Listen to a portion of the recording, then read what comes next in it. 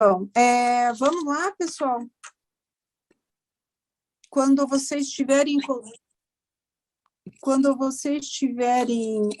meninos, colocando no YouTube, nos avisem, por favor. Já está no YouTube, prof. Então, tá.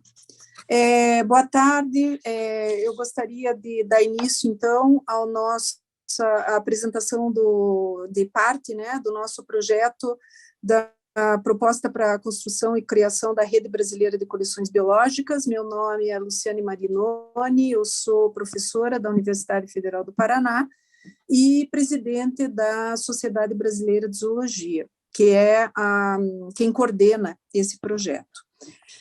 Nós vamos hoje apresentar, então, a parte, né, esse projeto está dividido em áreas. Nós temos a área da zoologia, a área da botânica e da microbiologia, e hoje nós iremos apresentar, então, os resultados preliminares do diagnóstico das coleções microbiológicas. Eu gostaria de, inicialmente, então, convidar o presidente da Sociedade Brasileira de Microbiologia para fazer sua apresentação, o Dr. Luiz Henrique Souza Guimarães, e logo depois representantes da Sociedade Brasileira de Virologia também. Eu depois passo, então, as indicações, né, de como que esse seminário vai funcionar. E agora eu gostaria, então, de passar a palavra ao doutor Luiz. Boa tarde, doutor Luiz. Obrigada pela sua presença. Antes de qualquer coisa, eu quero agradecer a sua presença aqui. Boa tarde, Luciane. Boa tarde a todos que estão prestigiando a este evento. E, inicialmente, agradecer a vocês que estão aí à frente dessa iniciativa de grande importância com referência às coleções biológicas e hoje, de modo especial, às coleções microbiológicas, né? Então, é uma ação de extrema relevância que vai trazer benefício a todos, com certeza. Como a Luciane disse, meu nome é Luiz Henrique Souza Guimarães, atualmente presidente da Sociedade Brasileira de Microbiologia. E, como representante desta sociedade, gostaria de externar a nossa imensa satisfação em participar dessa ação tão importante a respeito do levantamento das coleções microbiológicas que nós temos no nosso país.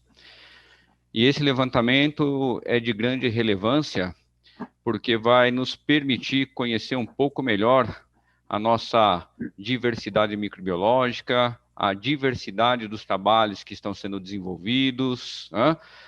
O que nós temos em termos de micro-organismos sendo pesquisados, analisados, trabalhados nas suas mais diferentes faces, né?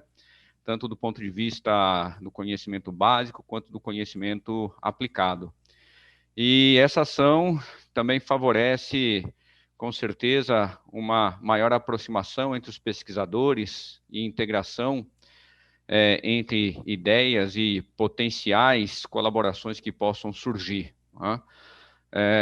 E, com certeza, é importante que a gente tenha esse conhecimento, que a gente tenha esse levantamento, para que a gente demonstre, sim, que temos preocupação em fazer tudo da melhor forma possível, de acordo com toda a legislação pertinente, de acordo com as diretrizes que regem a questão dos organismos no nosso país. Então, a SBM apoia, participa dessa ação, com uma grande satisfação em, sempre que for demandada, poder colaborar, poder auxiliar nesse sentido. Agradeço mais uma vez ao convite.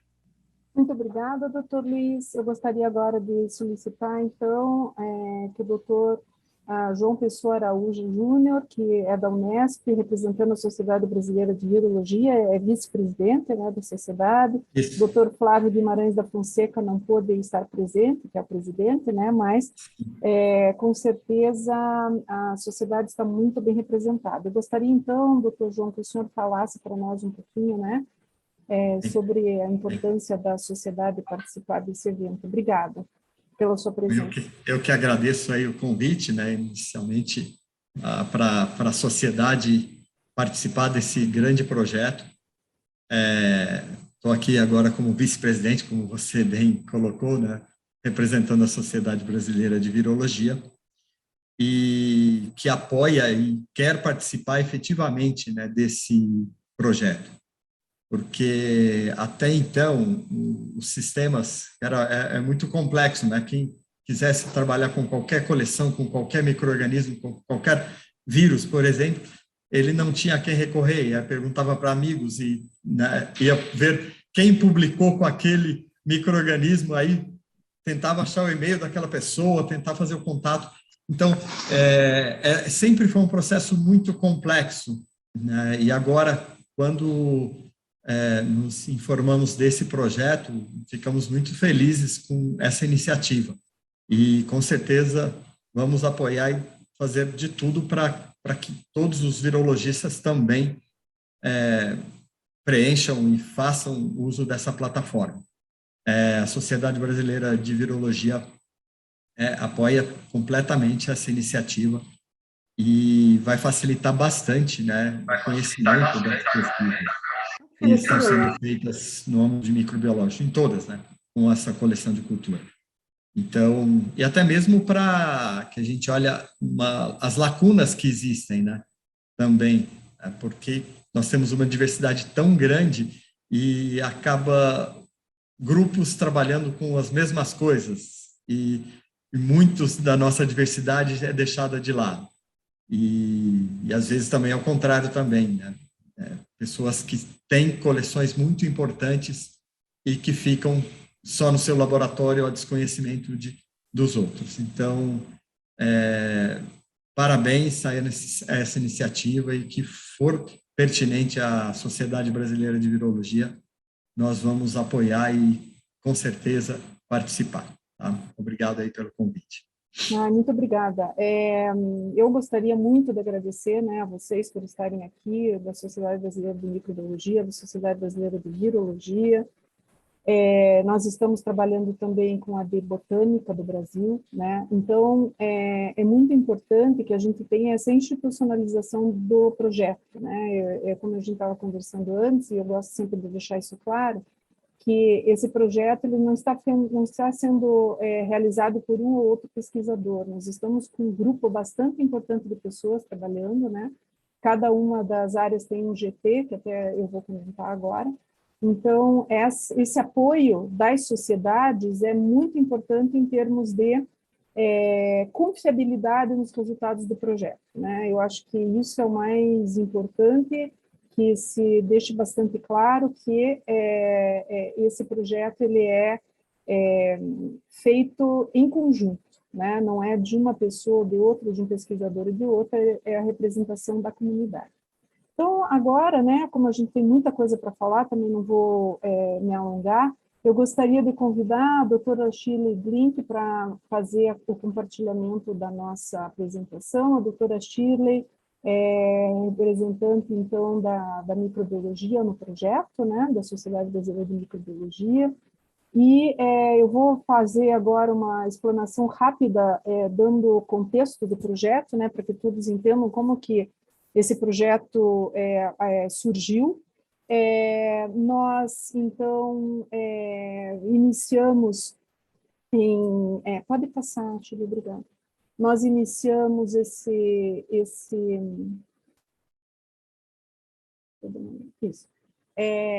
projeto, nós iniciamos um diagnóstico das coleções com as coleções zoológicas, né?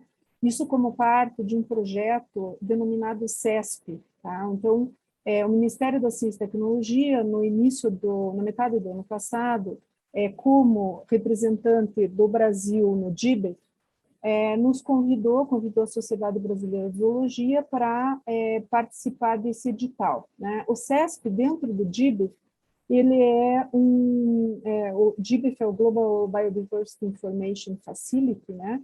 É uma iniciativa internacional que compila informações de coleções biológicas Então, o DIBF, ele lança sempre esses editais que são, que tem por objetivo a capacitação pessoal, tá?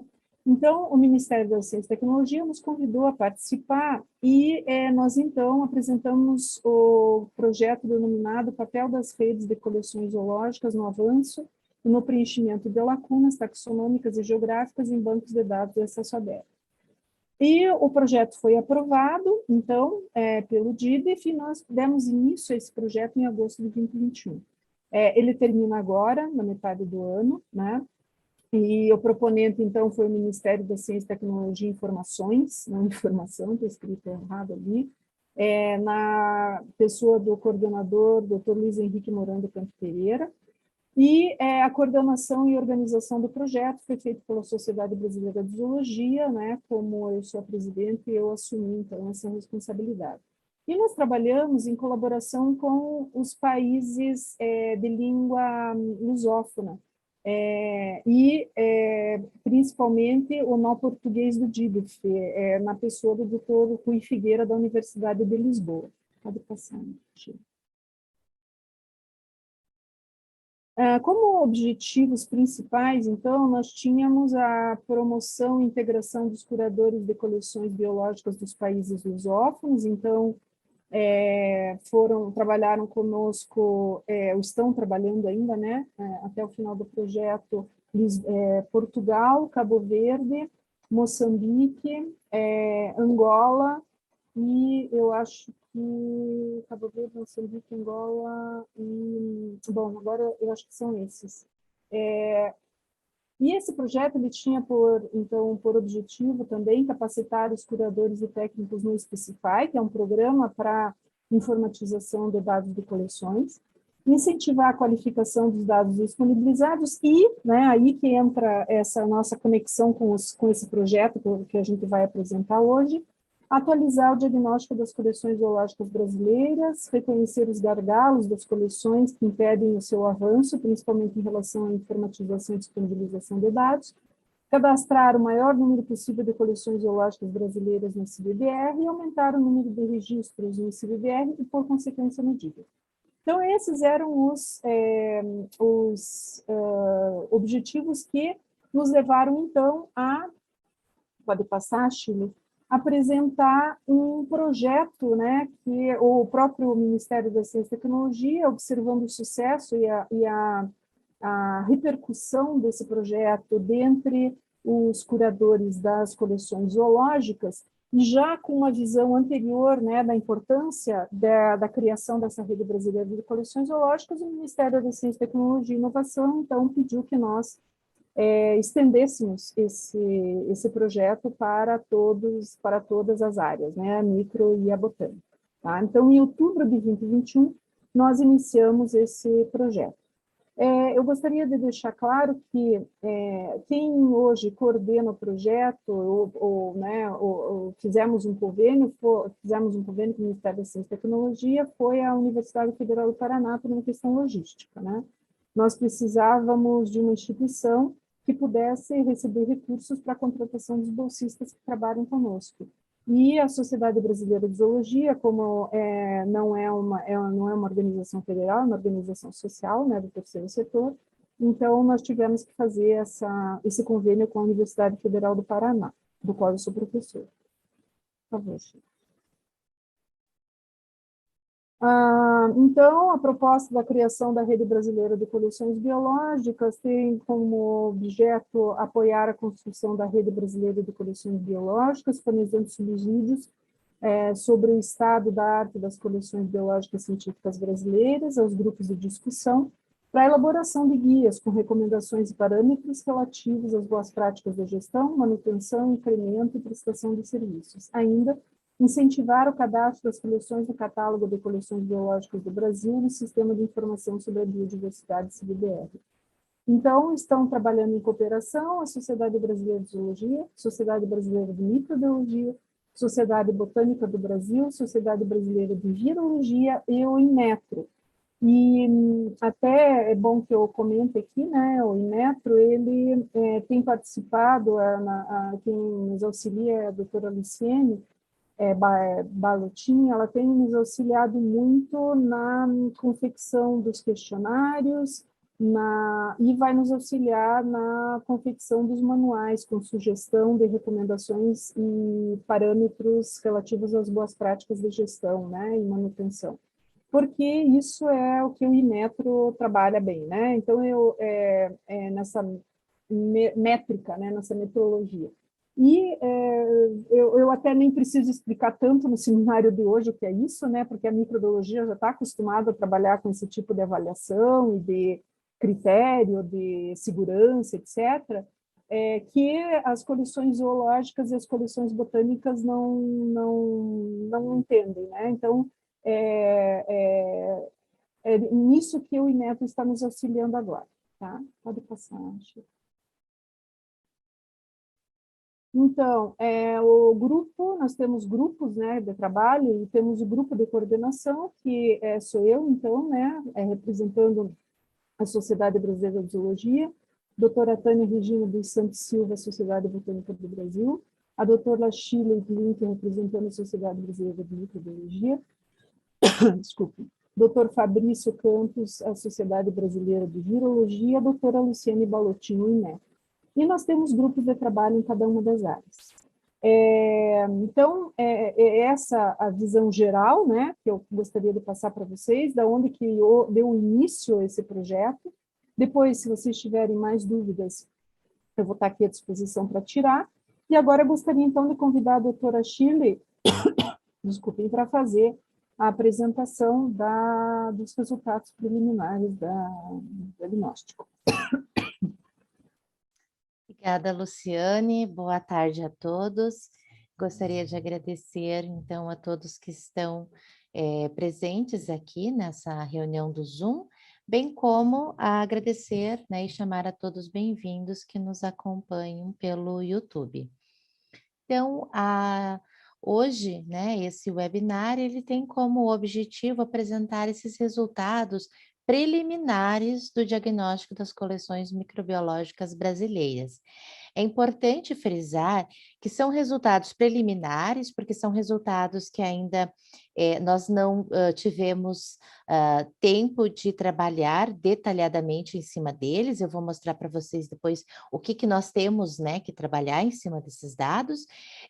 Então, são resultados bem preliminares e preliminares também, porque esse levantamento ele não está fechado, né? Nós tínhamos um prazo inicial para o recebimento dos questionários, mas a ideia aqui é justamente trazer, né, esse projeto àqueles que ainda não têm conhecimento e convidar, então, a todas as coleções que não tiveram oportunidade até agora de responder o questionário, a fazê-lo, e dessa forma nós poderemos ter um raio-x melhor, um levantamento melhor, então, esse diagnóstico de todas as coleções microbiológicas no Brasil. Então, eu sou professora Shirley Glink, como a Luciane já colocou, eu sou professora da Universidade Federal do Paraná também, e estou, né, junto com as colegas, participando desse grupo de trabalho da microbiologia. Então, esse grupo ele é composto por pesquisadores de diferentes regiões do país, bem como representando diferentes instituições. Então, nós temos universidades federal, estaduais envolvidas, nós temos institutos de pesquisa, né, como a Fiocruz, o INPA, a Embrapa, o Instituto Adolfo Lutz. Então, nós procuramos representar nesse grupo de trabalho diferentes áreas e diferentes localizações no Brasil, para que então nós tivéssemos a oportunidade de realizarmos esse diagnóstico de uma forma mais precisa, né? Então, agradeço a todos os colegas do nosso GT que participaram até esse momento, né, e que continuam participando desse trabalho de diagnóstico.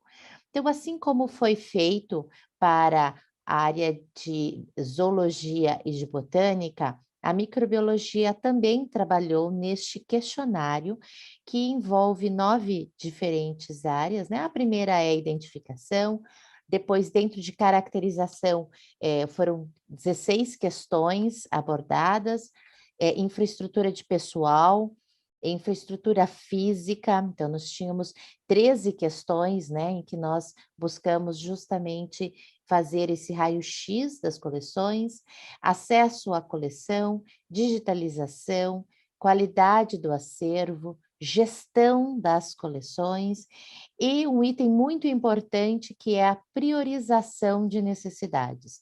Então, como que cada coleção se encontra neste momento e, em face da realidade de cada uma, quais são as necessidades prioritárias levantadas por essas coleções. Então, são esses resultados preliminares que nós iremos apresentar aqui hoje para vocês.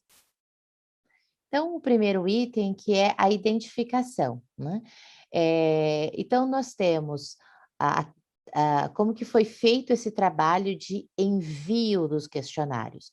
Então, nós fizemos um levantamento de 195 coleções. Esse levantamento, ele partiu de um levantamento prévio realizado pela Sociedade Brasileira de Microbiologia, na qual constavam 56 coleções.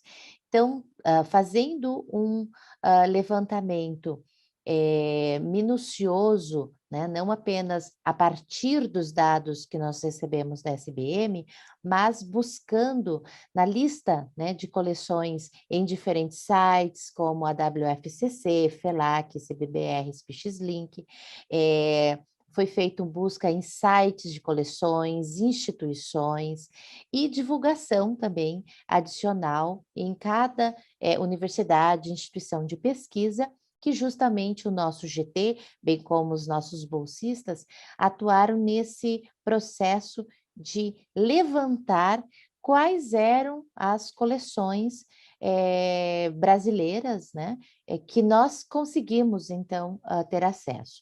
Então, dessas 195 coleções, isso representa, né, um aumento de 248% em relação àquela lista prévia que nós recebemos, né, da SBM, que foi, de fato, o nosso ponto de partida.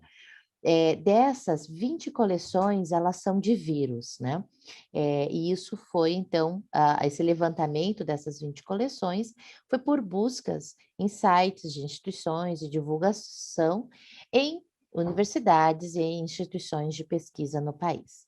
Então, a princípio, esses questionários, eles foram enviados para essas 195 coleções. E nós recebemos, até o momento, resposta de 148 delas.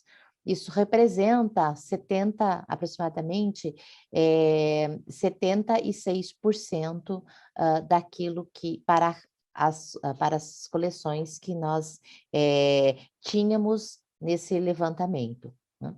Então, nós temos ainda um número considerável de coleções que, primeiro, dessas 195 que nós temos o levantamento, isso não significa que representa o total das coleções no Brasil.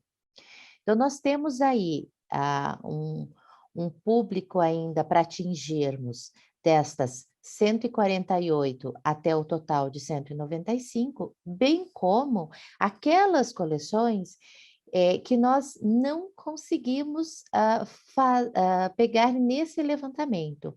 Então, cuja informação ela não está disponibilizada, pelo menos não de uma maneira tão fácil, a ponto de nós termos incluído em nosso levantamento.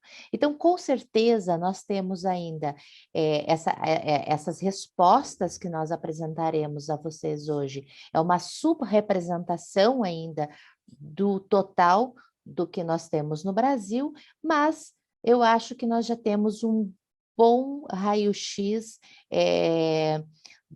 do que nós temos de coleções no Brasil, Mas, novamente, todas aquelas coleções que não receberam o questionário e que não enviaram, então, as respostas, nós ainda temos essa oportunidade, né? Tem essa oportunidade de fazê-lo e nós vamos trabalhar com essas respostas ainda, incluindo neste levantamento prévio.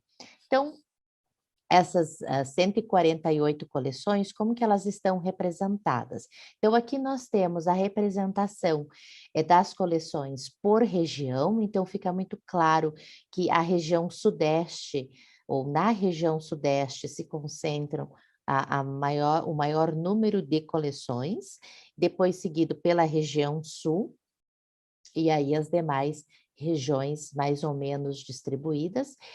Isso em termos de coleções. No gráfico da direita, nós temos a representação por instituições. Então, essas respostas, até o momento, elas compreendem 72 instituições, contabilizando 148 coleções no total. Então, basicamente, o dobro de coleções em relação ao número de instituições. Então, a representação de instituições por região no Brasil continua novamente sendo a Sudeste, o maior número de respostas, seguido pela região Sul e, novamente, as demais regiões do país, mais ou menos de forma semelhante a essas respostas. Luciane, se você quiser em algum momento interromper para fazer alguma colocação, por favor, sinta-se à vontade, ok? Aqui nós trouxemos os dados específicos em relação às coleções de vírus, né? Então, na página anterior eram de todas as coleções e aqui em relação às coleções de vírus. Igualmente distribuídas no gráfico da esquerda, coleções, e no gráfico da direita, em termos de instituições. Então, nós tivemos resposta de 14 instituições, totalizando 18 coleções de vírus no Brasil, a maior parte delas igualmente localizadas na região sudeste do país, seguidas pela região sul, centro-oeste e norte. Então, nós não tivemos aqui região nordeste, então nós não sabemos se na região nordeste nós não temos coleções de vírus ou se nós não conseguimos atingir esta região ainda, e é por isso que nós temos esse período agora em que nós tentaremos, num esforço, buscar aquelas instituições, aquelas regiões do país que a gente imagina ou sabe que existe coleções, mas cujas respostas elas não foram ainda recebidas por nós, né? Então, aqui, igualmente, a representação de instituições onde existem coleções de vírus por região do país.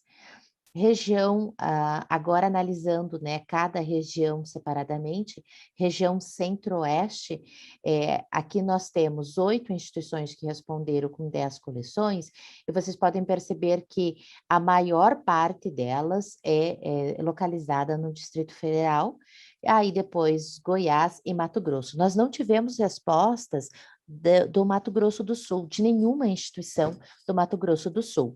Então, nós fizemos um novo levantamento, uma nova distribuição de convites, né, e questionários, porque nós sabemos que existem coleções em instituições neste estado, mas nós não obtivemos resposta até o momento, e se alguém, né, dessa região está nos assistindo, por favor, entre em contato com a gente para que a gente possa compilar esses resultados aqui, tá?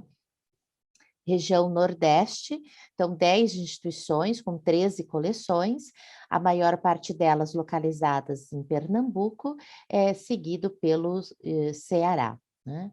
Igualmente em termos de instituições. Então, vocês podem ver que nós temos, né, sempre mais ou menos essa mesma relação entre o número de instituições que responderam por estado e o número de coleções. Né? Tem uma variação, mas segue mais ou menos a mesma lógica. Tá?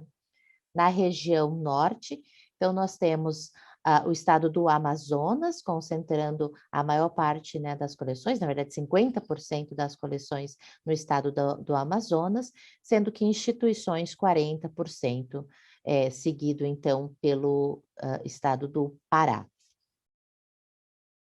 Região Sudeste, uma concentração no estado de São Paulo, seguido, então, no caso de coleções, pelo estado do Rio de Janeiro e depois Minas Gerais.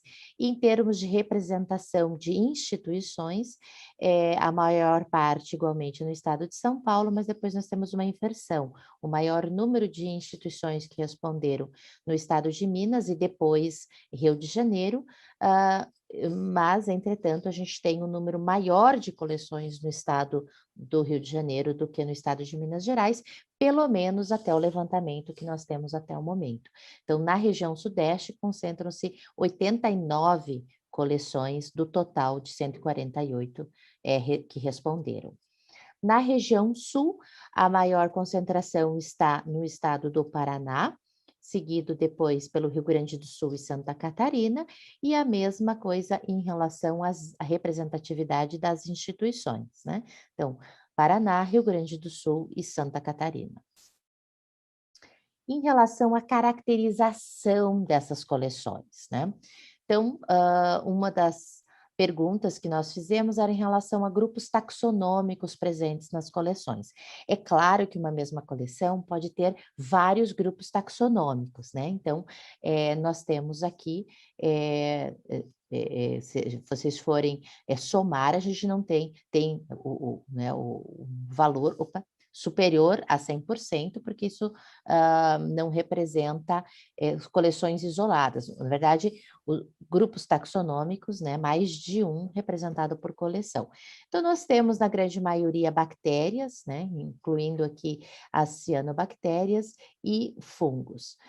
Depois, então, nós temos coleções de vírus, protozoários, algas microscópicas, seguido por arqueias e micetos, né? Então, basicamente, essa que nós temos a distribuição de grupos taxonômicos, e aqui vocês podem ver que a gente tem uma série de respostas, porque nos nossos questionários, em muitas das perguntas, nós tínhamos a opção outros. Então, quando o pesquisador, o curador, o responsável por aquela coleção não encontrava uma alternativa disponível, ele poderia colocar em outros, no caso aqui de grupos taxonômicos. E a gente teve algumas respostas que elas foram não redundantes, né? Mas vocês podem perceber que nós temos cianobactérias aqui, por exemplo, e nós temos a categoria bactérias, incluindo cianobactérias aqui.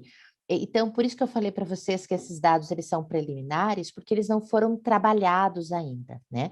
Agora, nesta etapa, os nossos bolsistas estão justamente trabalhando com esses dados, fazendo, então, a distribuição desses grupos taxonômicos dentro dessas categorias, ou incluindo categorias, caso a gente não tenha, né, dado essa opção no questionário, tá? Em relação a tipo de acervo, né? Então, como o tipo e a forma de preservação. Igualmente, nós temos as coleções, muitas vezes, com mais de uma forma de preservação, né? Então, por isso, essas percentagens ultrapassando 100%. Mas o que a gente tem aqui no maior número de respostas? A gente tem 64,7% das coleções que responderam possuem preservação em criotubos a menos 80. E aí depois, a segunda opção é em meio de cultura, em tubos, né, de repique permanente, e assim vocês podem observar diferentes opções. Então, a gente tem 31% das coleções que mantém uma forma de preservação, pelo menos uma delas é material liofilizado, e assim nós temos diferentes alternativas, por exemplo, DNA, RNA, imagens, né? Então, esses dados, eles igualmente, eles ainda estão sendo trabalhados, porque a gente tem aqui uma quantidade de respostas a serem ainda distribuídas nessas categorias aqui.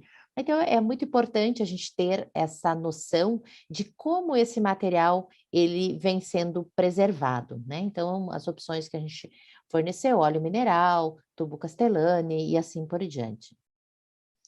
Em relação à abrangência geográfica do acervo. Então, se no meu acervo eu tenho micro-organismos exclusivamente do Brasil, é de uma região do Brasil, eu tenho da América do Sul, Central e assim por diante, ou é uma coleção mundial. Então, aqui nós temos, essa resposta ela ficou um pouco dúbia, né? Nós temos que olhar com um pouco mais de atenção essas respostas aqui, porque nós tínhamos uma Brasil, que é geral, então isso significaria, nessa coleção eu tenho isolados que foram obtidos, né, o meu acervo compõe material obtido de todas as regiões do Brasil. Não, é do Brasil, mas é ênfase em uma região específica, por exemplo, Centro-Oeste ou Sul e assim por diante. E aqui a gente tem o mesmo número de coleções, então nós precisamos olhar com um pouco mais de atenção para ver se são as mesmas coleções que responderam essas duas opções aqui, ou se é simplesmente coincidência disso, então a gente tem que trabalhar um pouquinho melhor. Mas nós temos, então, né, por aqui a gente percebe que existe uma representação principalmente de micro-organismos no Brasil, mas também mundial, temos também representantes da Antártica e assim por diante. Em relação a ecossistemas, biomas ou ambientes representados neste acervo. Então, as opções, né, que nós temos são Água Doce, Amazônia, Caatinga, Cerrado, etc. E aqui a gente pode perceber que a maior parte, então, do acervo, né, está, uma boa percentagem, representado ou representa, né, proveniente da Mata Atlântica, seguida depois por Cerrado e Amazônia, claro, e também hospital, clínica, laboratório, saúde humana, porque nós sabemos que algumas coleções trabalham com material clínico, né? Então, a fonte, a origem desse material são hospitais, clínicas, etc. Então, esse é mais ou menos o que nós temos até o momento levantado. Nós temos de marinho de mar profundo, ilhas oceânicas, ilhas continentais, ou seja, nós temos uma representação nesse acervo de praticamente todos os ecossistemas, biomas ou ambientes que nós imaginamos no levantamento do questionário, nós temos de fato representados nos acervos nessas coleções brasileiras. Em relação à idade das coleções, para a gente ter uma noção se é uma coleção recente, uma coleção já mais antiga, uma coleção consolidada, né, em termos de tempo de existência dessas coleções. A gente pode perceber que a maioria, então, está entre 11 e 30 anos, seguido depois por 5 a 10 anos e 31 e 50 anos. E algumas coleções, até mais de 100 anos que essa coleção existe. Então, nós temos, né, coleções recentes, relativamente recentes, né, de até 5 anos, mas a maior parte são coleções já que existem há bastante tempo. Bom, em relação ao número aproximado de linhagens depositadas, então, qual que é o tamanho dessas coleções, né?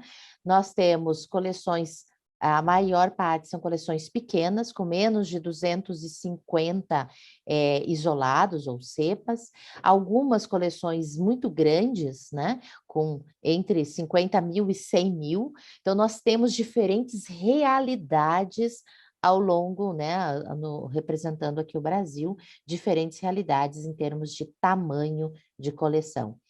Do total de material biológico depositado, né, ou seja, incluindo réplicas e assim por diante.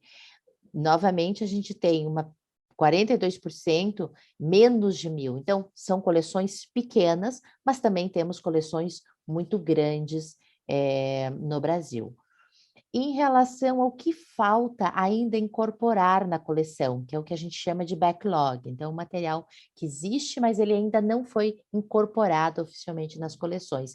A gente tem um grande número, né, de coleções que disseram que sim, que tem esse backlog, e a quantidade, né, uma quantidade muito grande. Então, 56% disseram que tem menos de 100, mas nós temos um grande número de material ainda em backlog para ser incorporado. Se essas coleções elas possuem linhagens tipo, né, no acervo, sim, mais da metade possuem, e aí a gente tem novamente uma variação, né, com uma média de 128 linhagens tipo, dentre aquelas que responderam sim, tendo no mínimo uma e no máximo 3.500 linhagens tipo, o que é uma grande representação. Em relação a onde, né, esses acervos estão localizados em termos de instituição. Então, vocês podem perceber que a maior parte das coleções, elas estão localizadas ou estão dentro, né, de universidades de direito público, seguido por instituições públicas diretamente vinculado ao Ministério Federal. Então, nós temos basicamente, ou a maior parte das coleções estão dentro de instituições e universidades públicas. Se essas coleções, elas prestam serviços, e aqui serviços internos na sua instituição.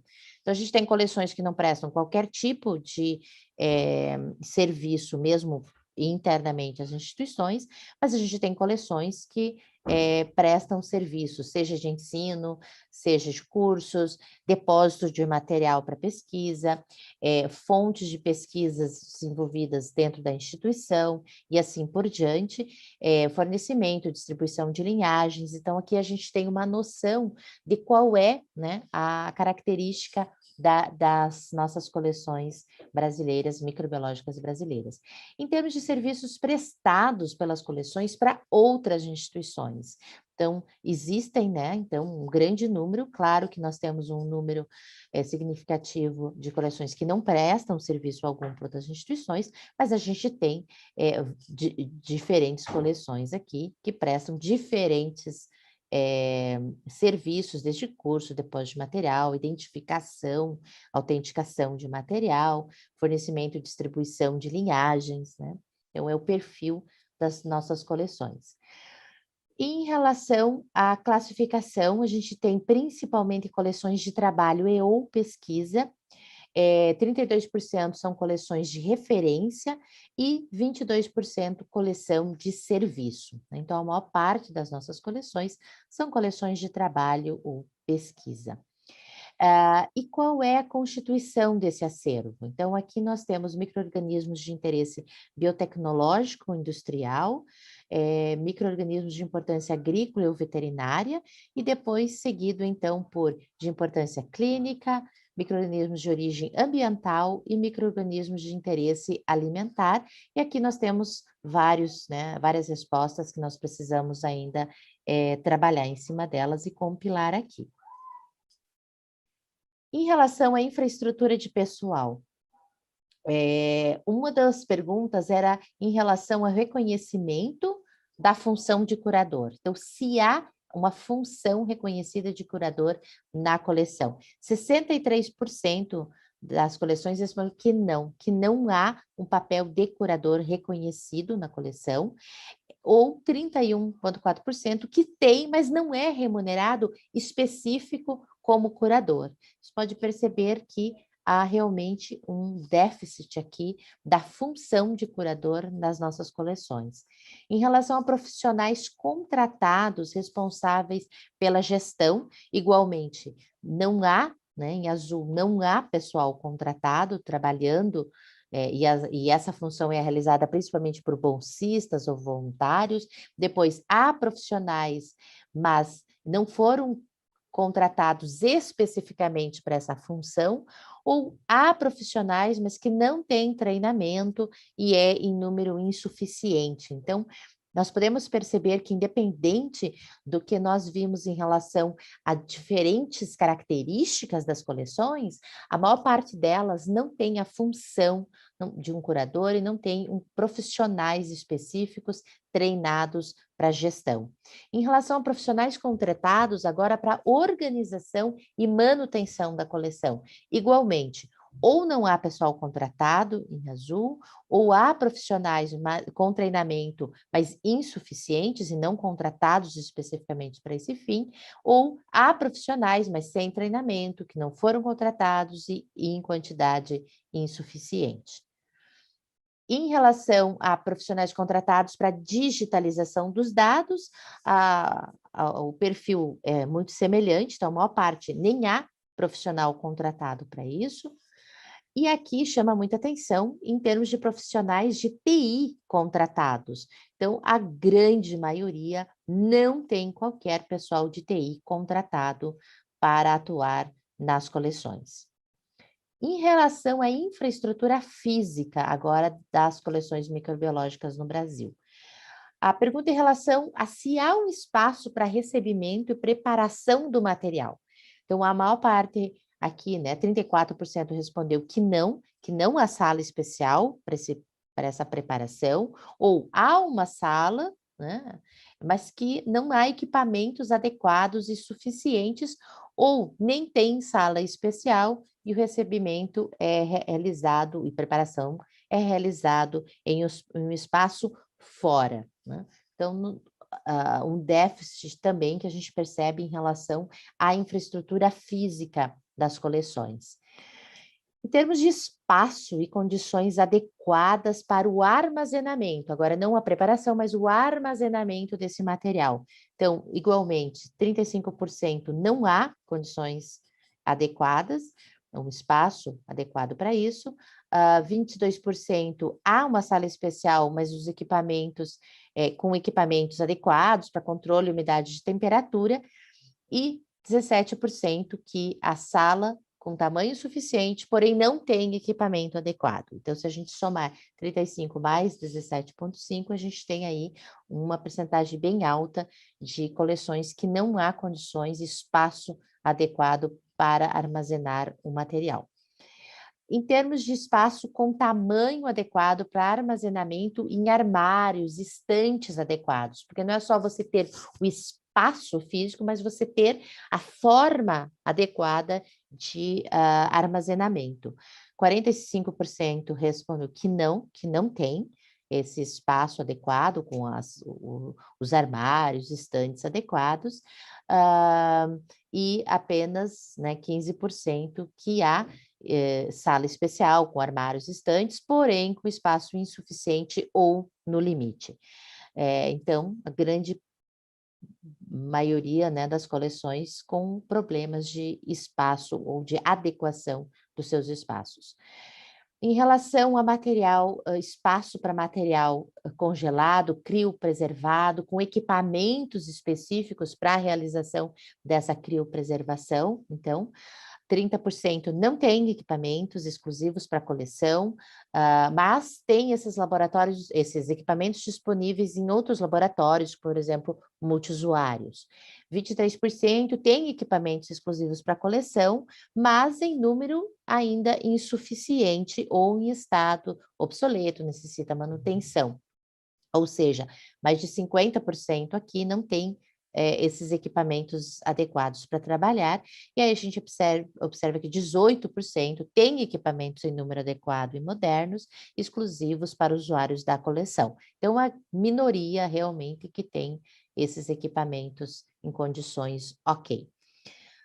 Em termos de instrumentos ópticos para coleção, essa disponibilidade, igualmente, não há equipamentos exclusivos para coleção, mas encontra-se em laboratórios multiusuários, essa é a maioria. Depois, a sala, sim, né, mas na sala de pesquisadores, então não é realmente da coleção, ou então que tem equipamentos em números adequados e modernos, exclusivos para coleção. Novamente, um número bem limitado de coleções do total. Disponibilidade de sistemas de captura de imagens para coleção, então, 43% nem tem, e igualmente aqui, 14% só que tem equipamentos em número adequado, modernos e exclusivos para usuários da coleção. Disponibilidade de equipamentos para digitalização e armazenamento dos dados. Então, nós, igualmente, não temos, né, coleções que não têm esses equipamentos, 24%, depois 30% responderam que não tem exclusivo, mas que utilizam de laboratórios multiusuário, ou 19% que utilizam de sala de pesquisadores. Em termos de sistemas de segurança, então, a maior parte das coleções respondeu que há empresa de segurança na instituição, mas não especificamente para a coleção, né? E 14, quase 15% não tem nem para a instituição, nem para a coleção. Isso é um percentual muito alto, né? Em termos de auto de vistoria do Corpo de Bombeiros, e aqui contabilizando nos últimos 5 anos, percebam que 30%, basicamente, não possuem esse auto de vistoria, 37% possuem, mas 32% nem souberam informar se há ou não esse auto de vistoria. E o sistema contra incêndio, semelhante ao que a gente viu em termos de sistema de segurança, que há o sistema contra incêndio na instituição, mas não exclusivamente para coleção, essa é a realidade da maior parte, né? 10% não tem nem para instituição e nem para coleção, e 9,7% que há um sistema incompleto, mas pelo menos tem um sistema específico ou exclusivo para coleção. Em termos de instalações elétricas adequadas, a maioria respondeu que sim, que tem. Esse adequado aqui, eu fico um pouco na dúvida, né, do quanto realmente são instalações elétricas adequadas, mas pelo menos a maioria respondeu que sim, que tem. Controle sistemático dos equipamentos, se há ou não esse controle. Então, 60% diz que sim, mas só para alguns equipamentos, 25% nem existe, né? E apenas 14% tem um controle sistemático para todos os equipamentos. Então, a gente vê que coleções melhor estruturadas, tanto do ponto de vista de infraestrutura física, quanto de pessoal, gira ali em torno de 14%, 18%, que é o que nós temos visto de respostas neste sentido. Em termos de disponibilidade de recursos específicos para compra de material de consumo, que é um dos grandes problemas das coleções microbiológicas. Vocês podem perceber que 32% não existe essa disponibilidade, 23% não há recursos específicos, mas existe recursos relativos a projetos de pesquisadores associados à coleção, e 21% não há recursos específicos e planejados, porém, a instituição fornece recursos esporádicos e existe essa complementação. Então, uma grande deficiência, digamos assim, uma falta de recursos específicos para a manutenção das coleções. Em relação ao acesso à coleção, então, como que os dados, esse acervo está disponibilizado? Então, se há um website com essas informações, 57% não tem qualquer website onde usuários, né, poderiam encontrar ou ter acesso ao acervo dessas coleções.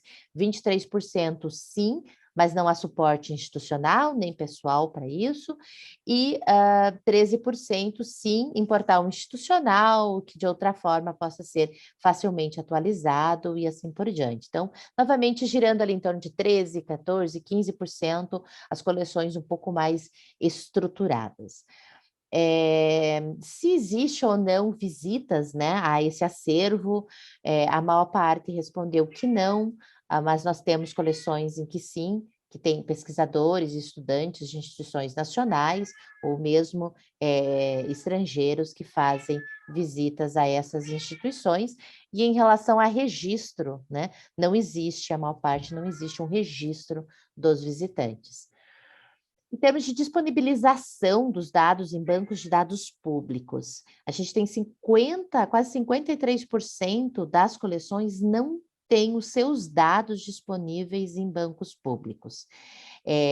Nós temos apenas 19%, né, ou 12% disponibilizados pelo CIB-BR, tem o Species Link, o DIB, GenBank e assim por diante. Então, a maior parte não existe disponibilização em bancos públicos.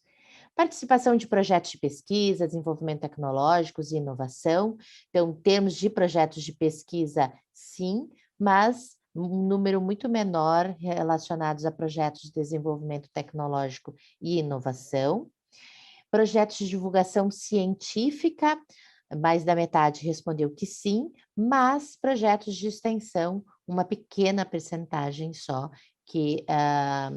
cuja coleção participa desse tipo de projeto. Participação em redes de cooperação entre coleções microbiológicas. 72% responderam que não tem qualquer tipo de participação em rede, e daquelas que responderam que sim, 27%, distribuídos, né, então, em WFCC, FELAC, a CMRP, que é aqui do Paraná, Renebra e Remico. De digitalização dos dados, então, a gente tem quase 35% das coleções tem quase que a sua totalidade dos dados do seu acervo digitalizado, mas a gente ainda tem uma subrepresentação. Percebam que 20% das coleções não tem qualquer dado digitalizado, né? Ou o seu acervo digitalizado. E se esses dados digitalizados estão disponíveis em plataformas de acesso público? A maioria não. E quando há essa informação digitalizada, né, então, quais são as informações que estão digitalizadas? Então, varia o código da linhagem, tem os dados completos de coordenadas, dados de isolamento, identificação e assim por diante. Quais os bancos de dados principalmente utilizados? Então, o Excel é o principal, mas nós temos 18% que não utilizam qualquer banco de dados para disponibilização, e aqui chamou a atenção que apenas 6% das coleções possuem ou seguem o padrão Darwin Core, né? Isso aqui é bastante importante, porque nós temos, depois até a Luciane pode comentar mais, mas nós temos trabalhado, né, junto ao CISGEM e mesmo agora ao sistema do CNPq, e com o upload de planilhas, e não a entrada individual de dados, e esse upload dessas planilhas seria em formato Darwin Core. E nós temos nas coleções de microbiologia apenas 6 seguindo esse padrão. Em termos de qualidade do acervo, se há pelo menos 2 métodos diferentes sendo utilizados para a preservação desse acervo. E aí, 0, né? Ou seja, qual a porcentagem do acervo que é preservado em pelo menos 2 métodos? Praticamente 1/4 das coleções não tem pelo menos 2 métodos de preservação. Isso é bastante preocupante, né? E porcentagem do acervo com backup em outro prédio, instituição, coleção, né? Igualmente, 47% tem 0% do acervo com backup. Porcentagem do acervo em condições apropriadas de preservação, ou seja, se o material está viável e puro. Aqui a gente retém, né, 57% das coleções responderam que de 76% a 100% está viável e puro, mas percebo que 3,9% responderam que 0% da coleção está preservada de forma viável e pura, né? Chama atenção. Profissionais que trabalham junto ao acervo, se tem taxonomistas, né, envolvidos, trabalhando especificamente na coleção, então aqui a gente percebe que a maior parte não tem, ou quando tem, é em quantidade insuficiente. Porcentagem de linhagens que são georreferenciadas, 0%, 28% das coleções responderam, e 100%, ou de 76% a 100% georreferenciadas, apenas 20%. Qualidade do acervo do ponto de vista de identificação. Aqui a pergunta era, pelo menos em nível de gênero, qual que é a porcentagem das linhagens? Então, 76% a 100%, identificadas pelo menos em nível de gênero, a maior parte das coleções responderam que sim. Agora, se essa identificação em nível de gênero é correta, isso a gente não tem como avaliar, mas a resposta foi de 67% possuem, então, a maior parte do seu acervo identificado em pelo menos em nível de gênero. Qual a percentagem de material que está ainda em backlog, ou seja, que falta ser incorporado no acervo? 56% responderam que até 20% ainda está em backlog, e nós temos coleções com 76% a 100% em backlog. Isso são valores altos. Se existem critérios claramente definidos para aceitação de novas linhagens na coleção, a maior parte respondeu que sim. E a classificação do acervo dos micro-organismos de acordo com o risco biológico. Então, vocês podem perceber que a gente tem uma maioria, né, que respondeu que é risco 2, seguido por risco 1, algumas coleções, no caso 24, que possuem micro-organismos de risco 3, e 3 coleções no Brasil de risco 4. E que não há qualquer tipo de classificação desses micro-organismos, 23 coleções no Brasil. Se o acervo contém OGMs e se esse acervo ele está seguindo as normas da CTN-Bio, né? Então, 80% responderam que não, ou que não tem, né? Ou que não segue as normas da CTN-Bio para o armazenamento ou conservação de OGMs. Em termos de gestão, de recursos financeiros específicos para as coleções. Então, 43% respondeu que não há recursos, 20% que há recursos exclusivos com dotação específica e 19%, quase 20%, não há recursos específicos na instituição, mas pesquisadores associados acabam, então, angariando, arrecadando recursos para a manutenção dessa coleção. Prestação de serviço ou parceria com o setor privado, para gerar justamente recursos para manter essas coleções de alto custo. A maior parte, 78%, respondeu que não, que nem faz prestação de serviço e nem tem parceria. Apenas 16% faz prestação de serviço e 12%, 13% tem parceria com o setor privado, que auxilia na manutenção da coleção.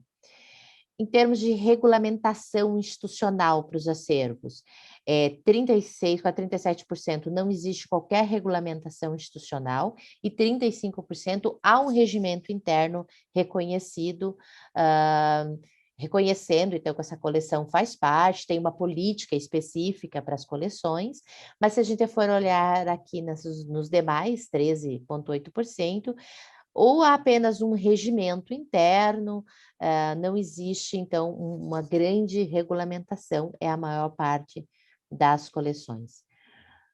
E em termos de planejamento para as coleções, 64% basicamente responderam que não há qualquer planejamento, e 25% planejamento é anual, e poucas têm um planejamento de médio ou longo prazo para as coleções. Em termos de política de doação, destino do material, isso é importante no caso de um acervo, né? Quando existe a ausência do curador, aposentadoria, falecimento, existe essa política do que vai ser feito com esse acervo. Então, a política de doação, 60% basicamente responderam que não tem uma política e 85% responderam que não existe uma política para destino desse acervo na falta ou ausência desse curador ou responsável. Política de disponibilização de dados em plataformas de acesso aberto ao público, a maior parte não tem essa política. Política de armazenamento de dados, a maior parte também não tem uma política. Sistema e softwares de gestão da qualidade. Então, a maior parte respondeu que não tem qualquer sistema de gestão de qualidade, e dos 30% que responderam sim, apenas basicamente 8% possuem software específico de gestão da qualidade, enquanto a maioria não tem um software específico.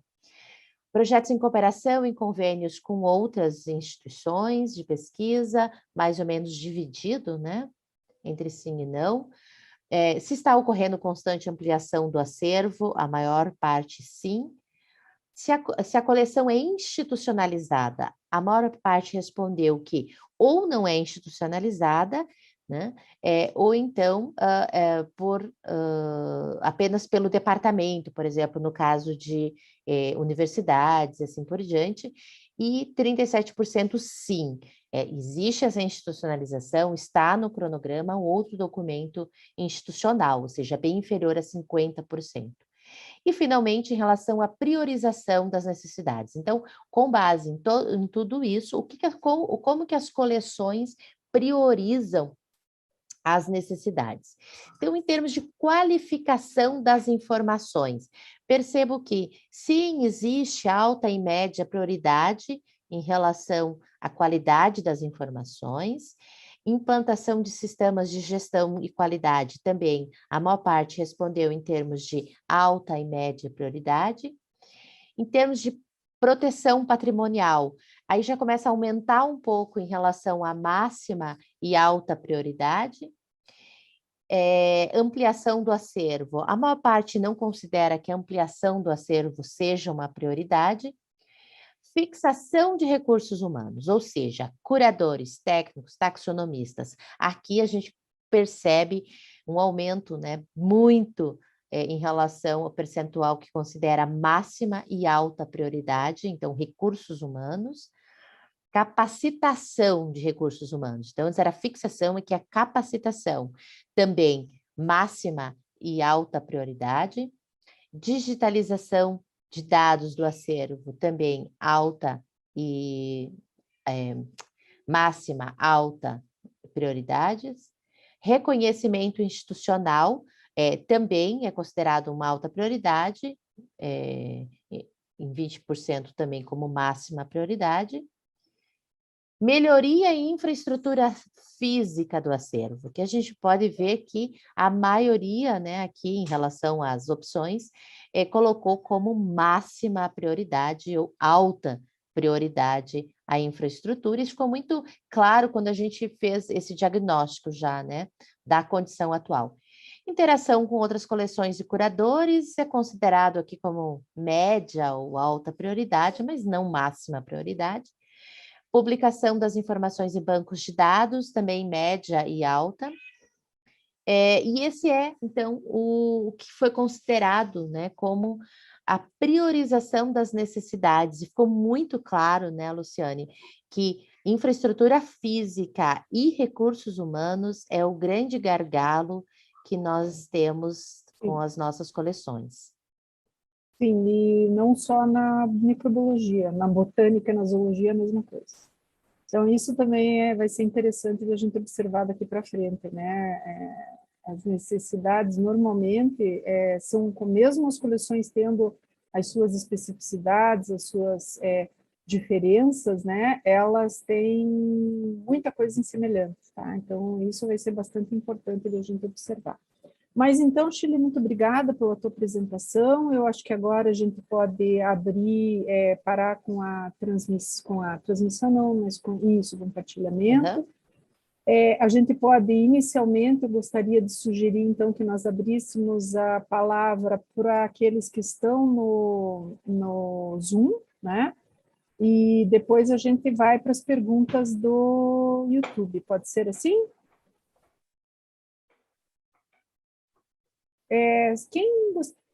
Quem gostaria de fazer comentários ou fazer algum tipo de pergunta que está no Zoom, por favor, levante a mãozinha lá que a gente começa a conversar.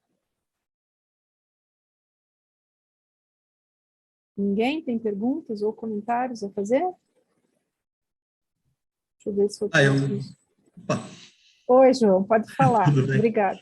Eu acho que foi muito...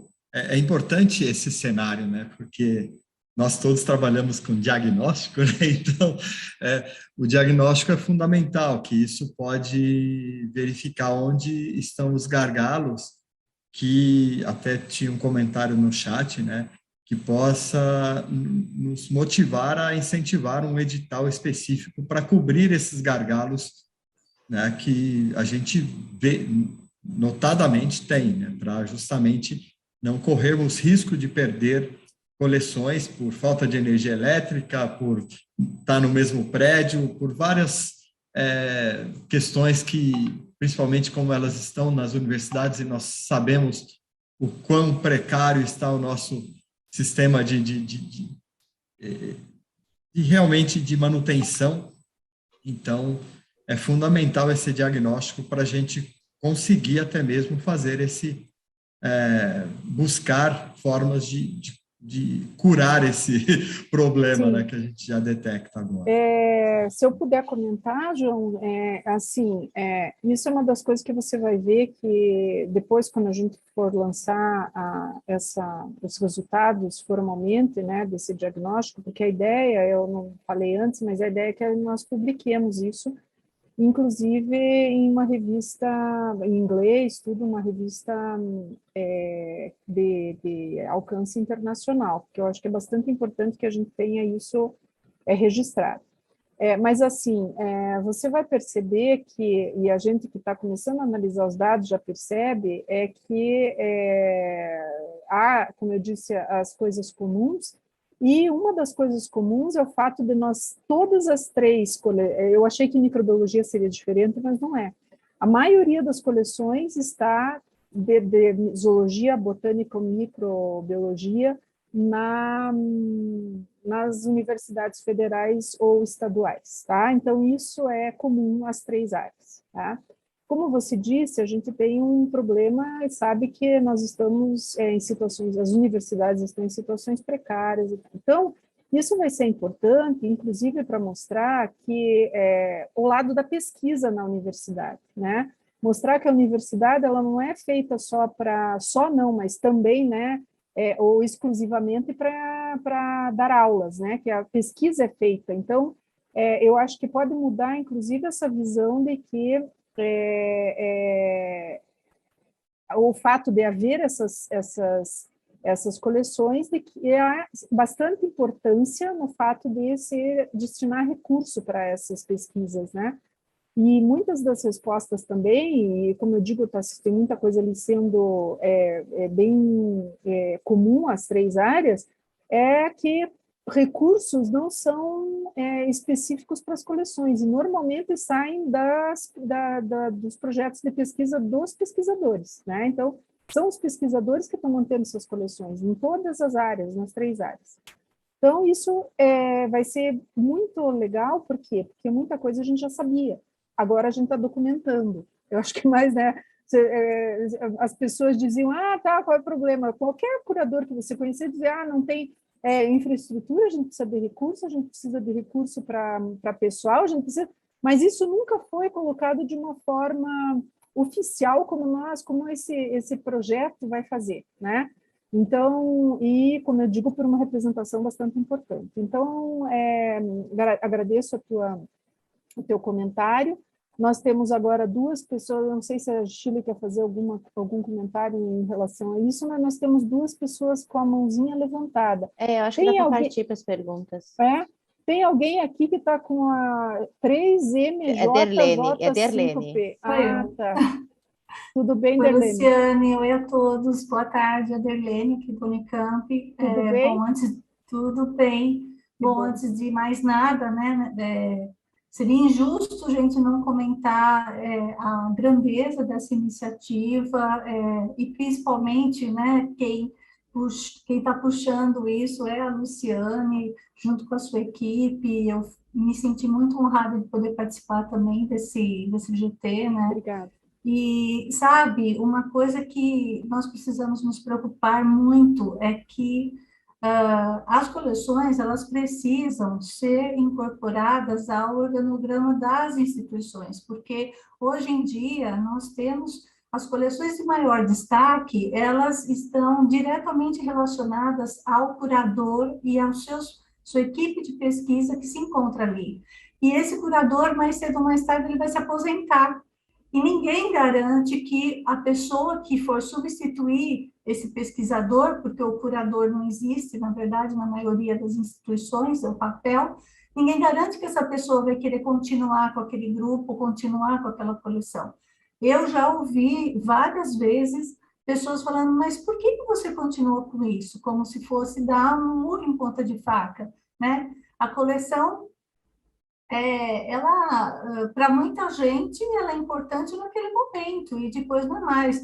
Então, todo esse processo, todo esse levantamento que está sendo feito, ele é muito importante, né? Para, inclusive, alertar as próprias instituições de que é necessário haver uma função, né? Um cargo de curador para que, independente de quem entrar ou sair, aquela coleção seja mantida, né? Então, eu acho que isso é uma coisa muito sensível, existem vários acervos importantíssimos, onde muito dinheiro público foi investido, que acabaram sendo perdidos, e mesmo hoje estão sob ameaça, porque o técnico se aposentou, a pessoa foi embora e não tem como o pesquisador fazer todas as suas atividades e mais cuidar de um acervo sozinho.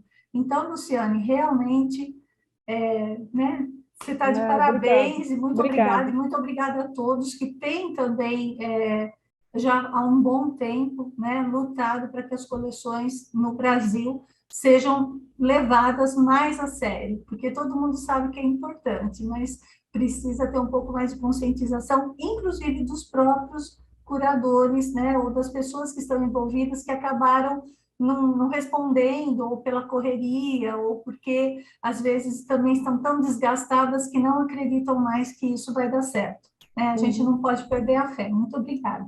Obrigada a você, Delene. Só comentar rapidinho.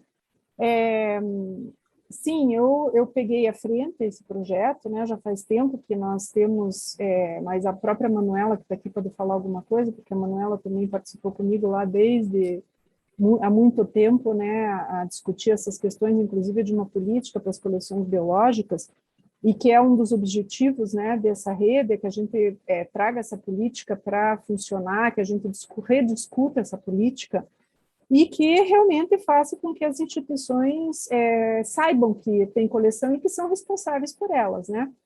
E, então, esse é um dos objetivos, com certeza.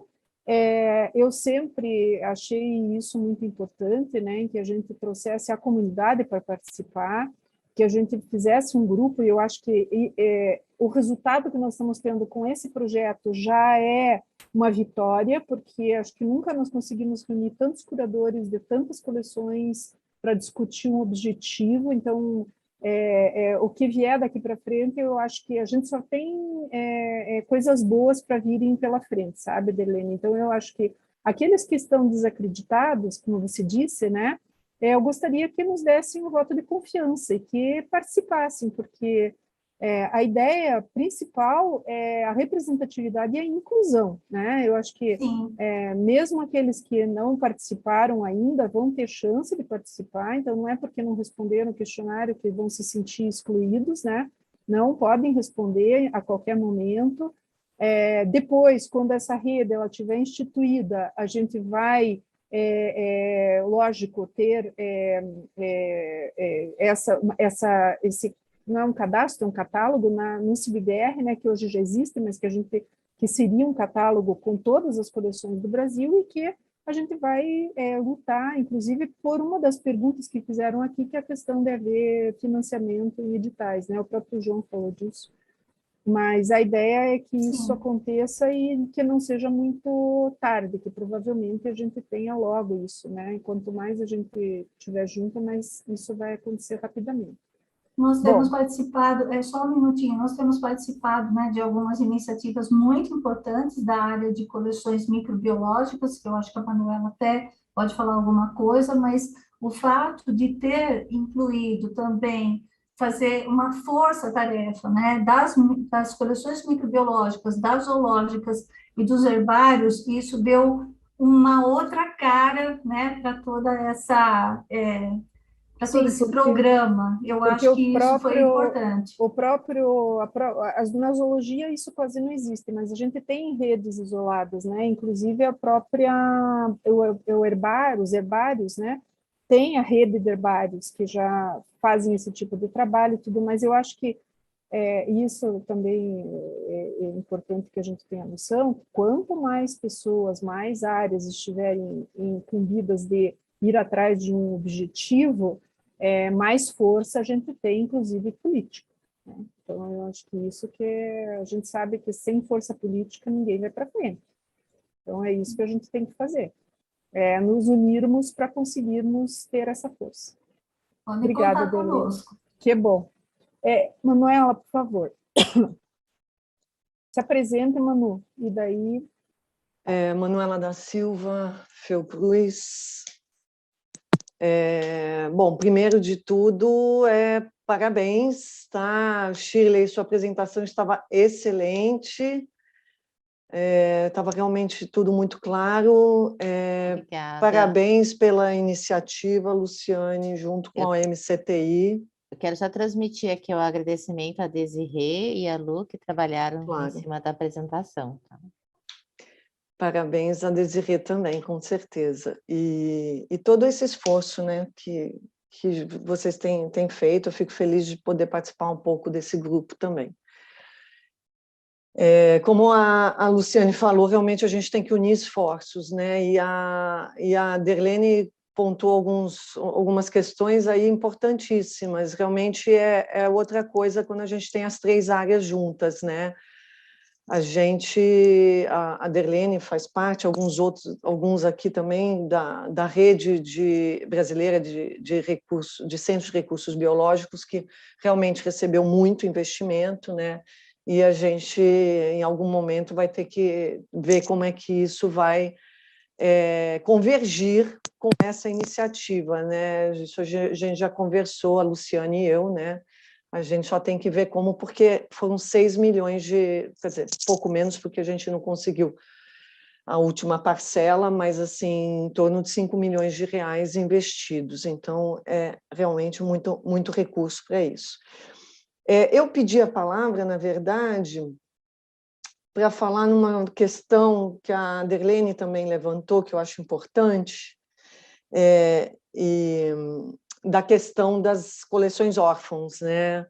Quando os curadores saem, se aposentam, e aí fica aquela coleção, né, infelizmente, abandonada.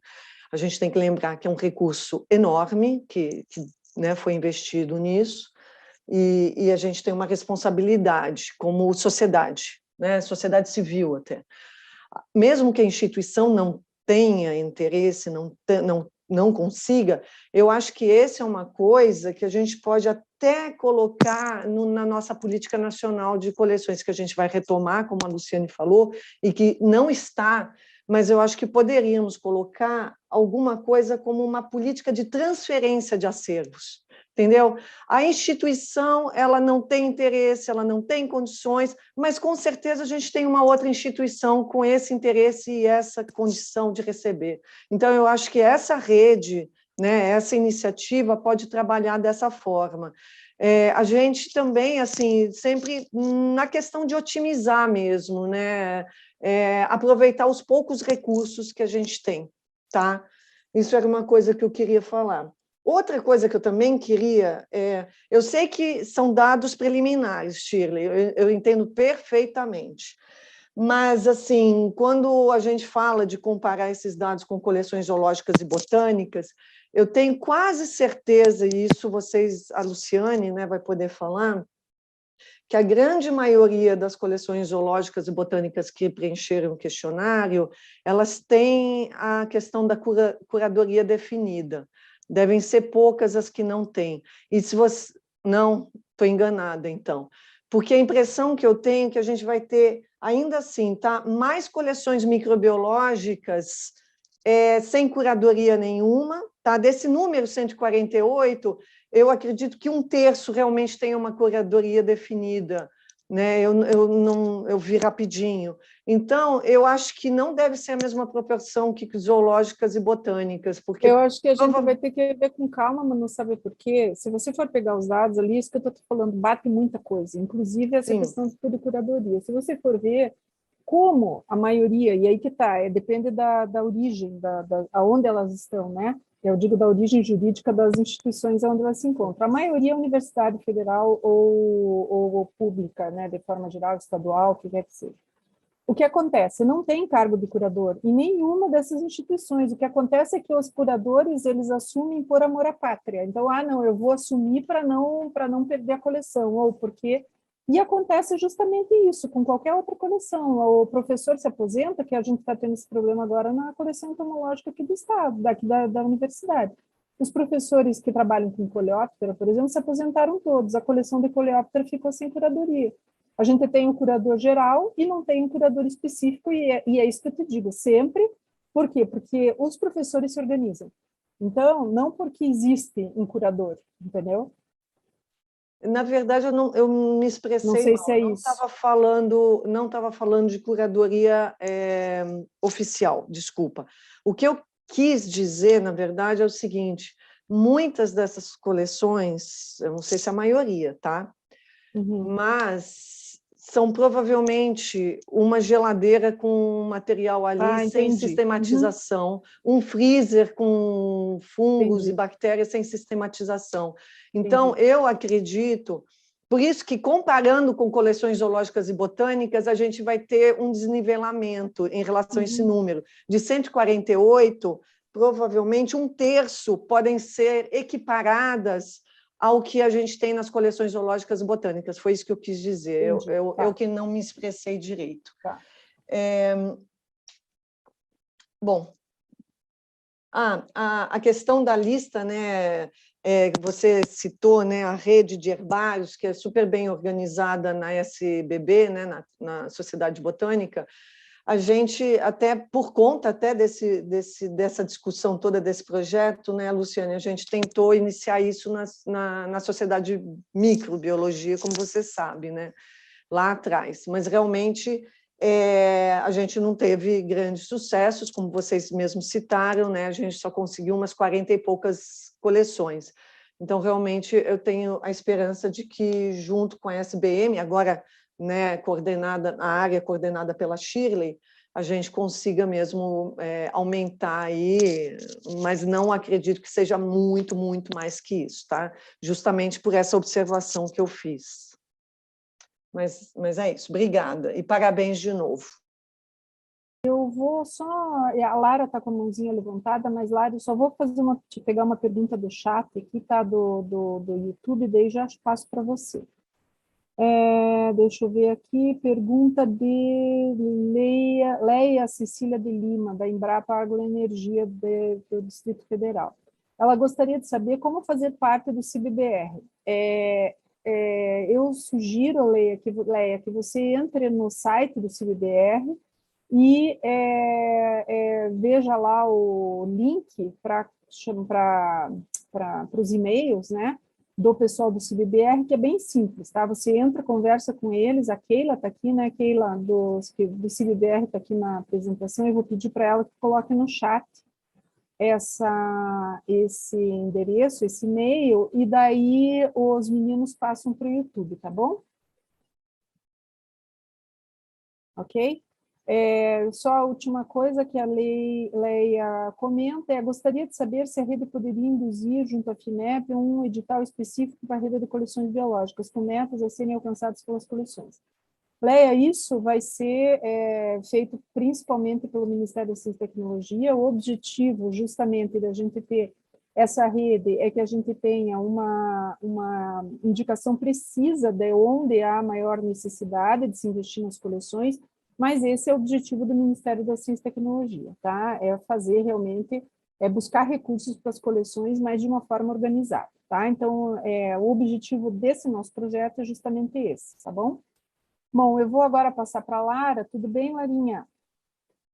Quanto tempo? Olá, boa tarde. Que saudades. Quanto tempo, né? Não podia deixar estando aqui, de pedir a palavra para parabenizar vocês aí pela iniciativa. Realmente, eu recebi com muita felicidade o e-mail com aquela ideia do que era essa rede, a proposta do questionário e, claro, me dediquei a respondê-lo. Então, estou muito feliz de estar sendo retomada essa conversa e ainda com as sociedades científicas envolvidas e caminhar aí para ter novamente essa política de coleções nacionais estabelecida, né? E aí, aproveitando que eu já pedi a palavra, eu só queria fazer alguns comentários em cima das colegas que me antecederam sobre a questão da institucionalização, porque, de fato, esse é um problema grave que nós temos com relação às coleções, e acho que, por estarmos em instituições de ensino e pesquisa, se agrava mais ainda, né? Como você colocou, Luciane, que a maioria está. Que também, para mim, eu já imaginava, mas pelo número que foi falado aí, né, a gente vê que realmente esse é um problema, né? Então, a institucionalização ela vai muito além de você ter um departamento que te enxerga, de você ter, inclusive, tá no organograma da universidade. Você tem que construir uma institucionalização dentro da universidade, porque mesmo que ela institucionalize a coleção, isso não pode ser momentâneo, isso não pode ser de uma gestão que está ali, que enxergou, deu um documento. Eu esqueci de falar no começo que eu sou responsável pela coleção da Unesp, do Estúdio de Biociências de Rio Claro. A gente está num processo já faz alguns anos de melhoria da coleção, estamos construindo um prédio para a coleção. Eu consegui muitos avanços com a reitoria frente a ter essa estrutura, que a ideia é que atenda a Unesp como um todo, mas, enfim, essa é uma história que eu fui construindo por ter já um envolvimento há muito tempo na área de coleções microbiológicas. Mas aí, por isso que eu falo com experiência. É um processo, e agora a minha missão, já aí num horizonte de aposentadoria de 12, 10, 12 alguém para anos, ficar no teu lugar. deixar isso funcionando sem a Lara, porque isso é institucionalizar. Isso é você ter um sistema que rode numa coleção, seja ela de qual área for, que funcione sem ter aquela pessoa X, não pode ter uma pessoa X. Tem que ter os funcionários, os técnicos, tem que estar sistematizada, como a Manuela colocou. E eu acho que esse é um grande desafio, talvez um dos maiores que a gente tem na área de coleções. Então, a minha sugestão é que se trabalhe muito junto às instituições, junto a gente usar todos esses dados, ter uma riqueza de informação nesse questionário, mesmo sendo preliminar, né, essas informações, isso é muito rico. Então, isso tem que ser olhado com carinho, com atenção. Esse documento que vai ser gerado, essa publicação que vai ser feita, como a Luciane colocou, é muito importante que seja em língua, que seja internacional, que seja numa revista nacional, que traga esse tipo de comentário, que traga esse tipo de conclusão, de discussão dentro desse artigo, enfim, de um relatório que vai sair disso tudo, e que isso seja trabalhado dentro das instituições, porque eu acho que seria um papel muito importante, nesse momento, a retomada de tudo isso, a gente trabalhar principalmente nas instituições. E, claro, eu estou dentro da universidade e sei as dificuldades que existem dentro das instituições de pesquisa das universidades brasileiras para a gente manter. E a gente está falando de coleção, né? A gente está com problema de ter professor para dar aula, né? Então, a primeira função de um docente é dar aula, né? Formar recursos humanos na graduação. Então, imagina essa questão de ter uma estrutura funcionando para uma coleção. Isso está lá, acho que no plano da reitoria está lá embaixo. Mas a gente tem que, de alguma forma, sensibilizar, e eu acho que essas informações, esses dados, essa iniciativa vai trazer muita informação e muita discussão entre as pessoas que trabalham com isso, para que a gente possa, de fato, chegar num objetivo aí pretendido, né? Ter uma política nacional e a gente ter o apoio das instituições para as coleções brasileiras. Se precisarem de mim, estou aqui. Só para você saber, né? Como eu digo, eu sou de uma universidade federal, e desde que eu entrei como curadora dessa coleção entomológica, que é a terceira do país hoje em número, e até em alguns grupos, né? A gente sabe que em alguns grupos nas nossas coleções tem grupos taxonômicos que a gente tem as melhores coleções do mundo, né? Tem alguns grupos que são excelência mesmo. Cada vez que troca o reitor, a Luciane tem que ir lá bater na porta. Tá, vamos lá conhecer a coleção? Vamos lá conhecer a coleção? Por quê? Porque o reitor antigo que está saindo, ele não pode mais ver a Luciane, né? Porque a Luciane não para de pedir coisa para a coleção, mas o que está entrando não sabe ainda disso. Então, é isso que você diz, é um envolvimento pessoal mesmo e de reconhecimento que nós fazemos, e isso não poderia ser assim, né? Mas eu acho que, pelo menos nas nossas instituições, Lara, que tiveram uma Luciane, isso já muda, sabe, um pouco. Então, eu sempre recomendo, né, aquelas pessoas que dizem, minha instituição não sabe, é um trabalhinho de formiga, né? É bem como você diz, é uma coisa ali de insistir, de persistir, de voltar sempre e dizer da importância.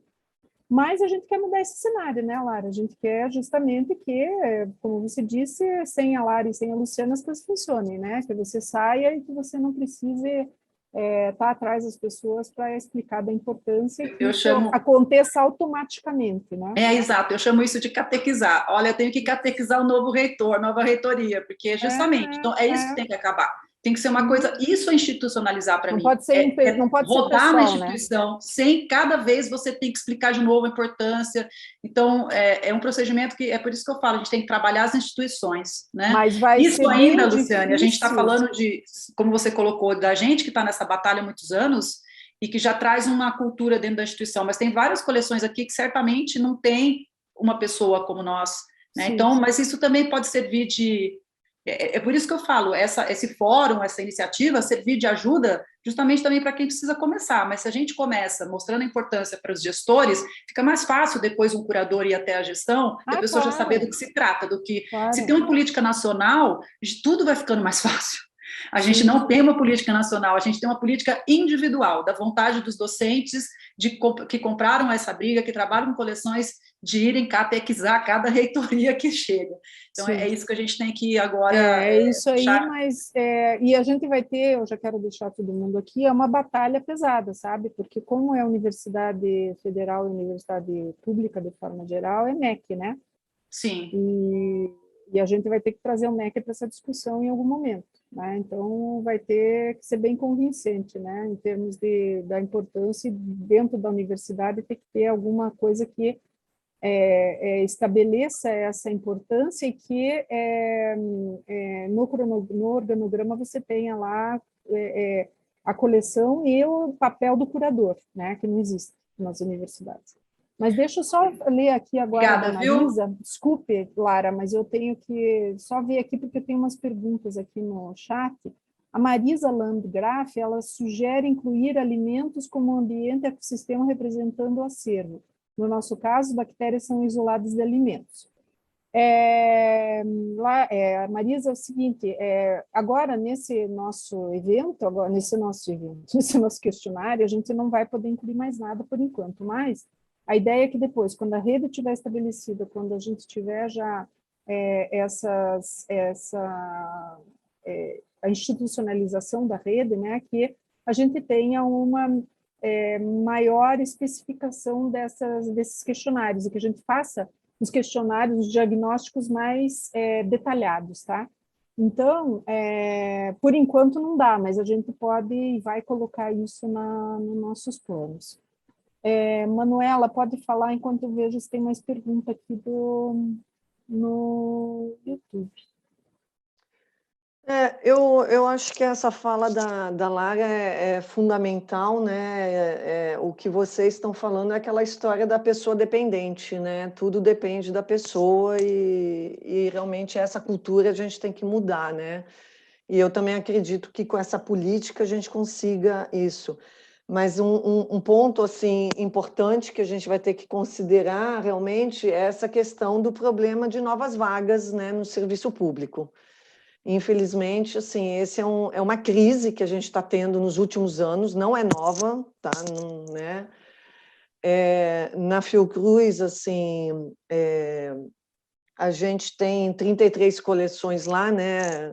Assim, eu já não sou mais a coordenadora das coleções biológicas, mas a gente tem essa questão, né, das aposentadorias apontadas como um dos pontos mais críticos nossos nos últimos sei lá quantos anos.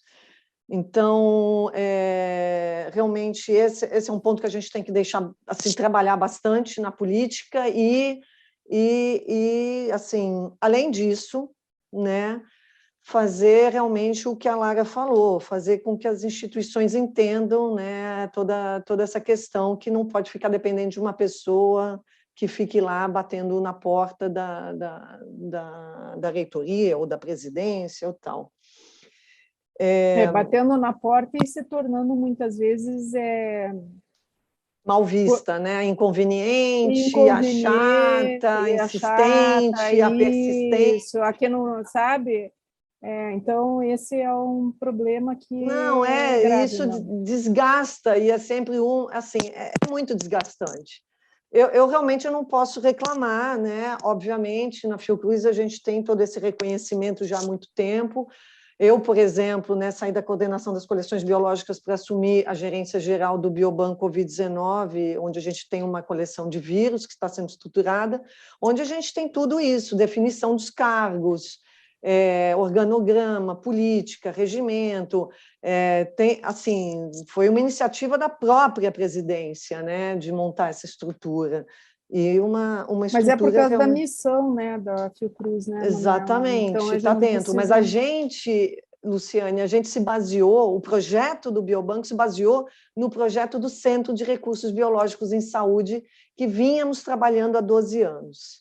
E aí até eu volto na questão da rede CRB, porque isso que você falou, né, Luciane e a Lara, era exatamente isso que a Claude Pirmez, a primeira coordenadora do projeto, fazia. A cada mudança de ministro, ela ia bater lá na porta e explicar tudo de novo sobre a iniciativa da rede CRB.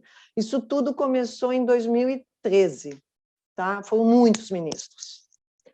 Então, por isso mas essa iniciativa... isso a gente não escapa. Pois é. Aí você falou do MEC, né?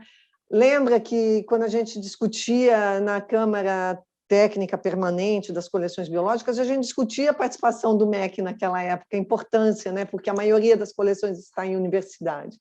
Então, e nunca a gente conseguiu trazer o MEC para isso. Né? Que eu acho que é diferente agora, Manuela, que foi o que eu falei antes, é que antes a gente só falava, não, porque a maioria das coleções está, tanto é que eu mesmo tive várias discussões com outros curadores de outras instituições que diziam que não, que as coleções estavam mais nos museus e tudo e tal. Como eu digo, hoje está documentado, a gente está fazendo esse diagnóstico, está lá, está direitinho, número, evidenciado, nome. Né? Exatamente. Então, evidências. Então, eu acho que a gente agora tem uma prova, como se diz, né, de que realmente isso acontece. Não sou eu que estou na universidade que estou dizendo isso e que, né? Mas deixa eu ir para a próxima pergunta, que já tem um monte de perguntas aqui, a gente vai sair daqui hoje. Peraí. O João está aqui com a mão levantada também. Sim, o João depois. Primeiro que só um pouquinho eu vi, mas eu vou só passar porque eu só fiz uma pergunta aqui do YouTube, e assim, eu gostaria de saber se alguma estratégia para comunicar esses resultados aos diversos órgãos políticos possivelmente envolvidos com essa necessidade que agora está formalizada. Quem fez a pergunta foi a Cíntia Oliveira de Souza.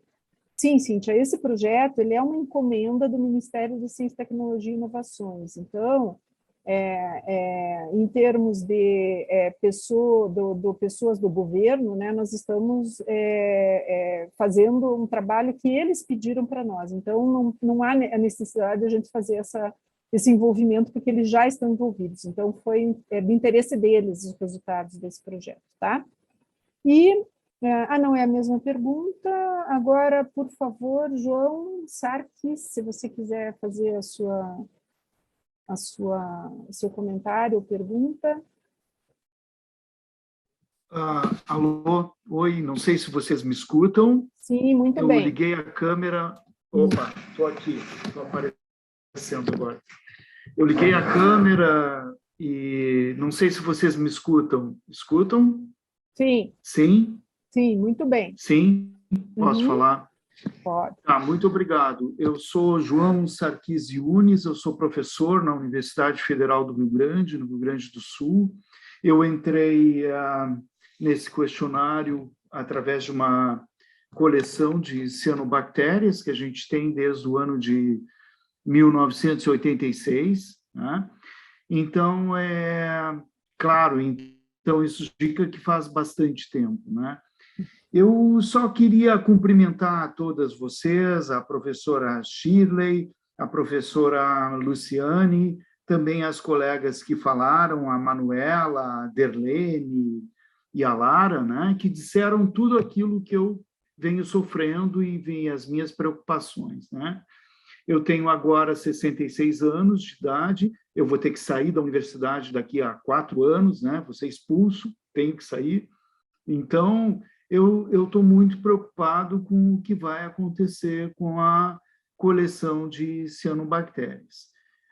Eu tive algumas iniciativas ao longo desses anos de tentar transferir o laboratório inteiro para uma outra instituição brasileira, o que entraria mais ou menos naquilo que uma das colegas falou, seria a política de transferência de acervos, né?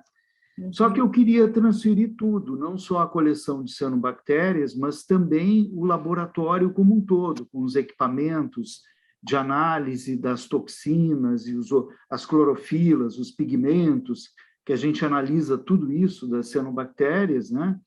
Então, eu queria transferir o pacote inteiro para uma outra instituição, e as instituições que se ofereceram para ficar com o material, elas queriam ficar só com a parte química, elas não queriam os organismos, elas queriam os equipamentos só para fazer a gestão desses equipamentos em outras análises. Não sei se vocês estão me escutando. Sim, estamos sim, pode continuar. Uhum. Então, assim, aquilo tudo que vocês levantaram vai bem de encontro com as minhas preocupações em relação a isso, né? Foi por isso que eu me filiei a uma série de bancos e de organizações nacionais e internacionais, a fim de ver se a gente conseguia discutir melhor essa situação. Mas, assim, diante da minha experiência que eu tenho no assunto, eu tenho visto que talvez uma das coisas que mais nos falte, além disso tudo que vocês já levantaram aqui, que eu concordo plenamente, é a maior divulgação do acervo que nós temos e a importância desse acervo para a sociedade. E é isso que eu vejo talvez que esteja faltando, porque esse acervo ele é importante para nós e para algumas pessoas das nossas instituições que trabalham conosco, alguns colegas de outras instituições no país que pediram organismos para nós, para fazer experimentos, outros para biotecnologia, mas, assim, nada se justifica num todo, talvez, o grande investimento da nossa vida que nós colocamos na manutenção desses micro-organismos, né, em termos de retorno à sociedade. E é isso que eu escuto. Então, eu gostaria de falar um pouquinho e sugerir que talvez o que a gente precisasse, além de tudo aquilo que vocês já mencionaram aqui, que eu concordo, é investir um pouco mais na divulgação desse acervo que nós temos e naquilo que nós acreditamos que ele venha a ser importante para a sociedade. E essa divulgação poderia ser em meio virtual, poderia ser em meio impresso, nas revistas científicas que as diferentes sociedades têm, né? Ou através de programas que pudessem ser conseguidos como televisão, rádio, jornais, coisas assim. Tá bem? Sim, João, só obrigada. Esse comentário, queria agradecer muito. Obrigada. Obrigado. João, é o seguinte, eu acho que você tem razão, mas assim, a gente tem, agora, esse momento, nós estamos trabalhando nesse diagnóstico e vamos instituir a rede, tá? Esse trabalho que você está sugerindo, eu acho que vai ter que ser alguma das iniciativas que venham da rede, entendeu? Depois que essa rede estiver institucionalizada, talvez a gente consiga, dentro da rede, ter um grupo que seja responsável por esse tipo de divulgação. Hoje, a divulgação que a gente pode fazer é dentro do próprio CIBBR, né? Se você for entrar, eu não sei se você conhece o CIBBR, que é o Sistema de Informação e Biodiversidade Brasileira, CIBBR, você pode entrar lá e você vai ter sim. Esse auxílio para colocar as informações lá da sua coleção e tudo, e essa divulgação dentro do CIBBR já começa a ser uma forma de aparecer, né? Da coleção ser se colocar de uma forma mais propositiva, vamos dizer assim, tá? E então, eu acho que o primeiro passo é esse, é fazer parte desse catálogo do CIBBR. Outra coisa é a gente depois pensar nisso para dentro da própria rede, né? Que a gente tenha dentro dessa rede alguém responsável, um grupo responsável por fazer esse tipo de divulgação, né? Que é importantíssimo, você tem razão. Né? A gente hoje tem, a própria ciência está sendo massacrada porque nós, pesquisadores, nunca fizemos esse papel de dizer o que nós fazemos e o porquê, né? Então, muita gente acredita que isso dentro das universidades, que a gente dentro da universidade não faz nada, mal e mal da aula, né? Se soubessem tudo que a gente faz, né? Toda a universidade é o que leva o país para frente, né? As universidades federais e públicas e estaduais, né? Então, eu acho que você tem muita razão no que você falou, tá? Então, isso está dentro do nosso radar, né? A gente pretende fazer isso, mas, por enquanto, a gente está para, antes de qualquer coisa, organizar essa rede. E depois, esse é um dos assuntos que vão ser tratados, tá? E a gente, sabendo dessa tua vontade, a gente vai chamar você para trabalhar, tá, João? Você não vai se aposentar tão cedo. Tá bem. Estou à disposição, então. Muito obrigado. Que bom.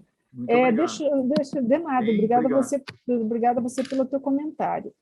Deixa eu bem. só ler aqui agora se tem mais alguma pergunta. Tem vários comentários, né? Muito obrigada, o pessoal agradecendo, dizendo que a iniciativa é excelente. Eu só quero ver se tem mais alguma pergunta aqui. Parabéns pelo projeto. Não, ninguém falou mais nada aqui. Comentário do Maria Felicia, parabéns. Bom, todo mundo parabenizando, eu agradeço, né, em nome de todos que estão participando desse levantamento, desse diagnóstico, desse trabalho que vai ser super importante, né? E se ninguém tiver mais perguntas, eu gostaria então de alguém mais quer fazer mais algum comentário dentro do Zoom? Meninos, Desirê, Diego, tem mais perguntas do YouTube ou não? Do YouTube, acho que não, professora, mas tinha só que projetar aquela lista das coleções que acabou não projetando ali no final da apresentação. Tá. Mas eu tenho a impressão que não precisa a gente fazer isso agora, a não ser só... Eu não tenho como projetar agora, só se a Desirê puder projetar ou você. Tá, peraí, deixa eu ver se eu tenho aqui. Mas é que eu acho que não tem muita... Mas vamos lá. Só um minuto. Eu acho que eu não tenho aqui. Desirê, você pode projetar, por favor? Já estou abrindo aqui. Só para ficar registrado na gravação, né? Porque agora ninguém vai ter... E mesmo assim, na gravação, eu acho que depois, se alguém... essa lista a gente vai publicar, né? A lista dos nomes das coleções em outro momento. Tá dando para ver aqui? Sim, tá ótimo. Então só para... Deixa eu explicar só que nós fizemos, então, essa separação por região, né? Então, na região norte, a gente tem aí os estados listados, a instituição e a coleção, tá? Pode passar. Isso. Agora, Nordeste, Bahia, Ceará. Desculpe. Maranhão, Pernambuco, Rio Grande do Norte, Sergipe. O próximo da região Centro-Oeste, então, as instituições que responderam ao questionário, né? Distrito Federal, Goiás, Mato Grosso. Falta Mato Grosso do Sul, como disse a Chile. No Sudeste, Minas Gerais. São Paulo ainda, né? Rio de Janeiro. Então, de todas as áreas, a região Sudeste é que tem mais coleções. Próxima. E na região Sul, né? No Paraná, Santa Catarina e Rio Grande do Sul, tá? Então, essa lista a gente provavelmente vai publicar, né, em algum momento, mas eu gostaria ainda de repetir para todos que nós não iremos divulgar as informações isoladamente ou não iremos utilizar essas informações de forma isolada e individualizada, tá? A gente sempre vai disponibilizar no máximo o nome das coleções que responderam, sem deixar ou mostrar qualquer tipo de informação que possa trazer algum problema e tal. Então, isso é o que eu acho que é importante que todo mundo saiba, tá bom?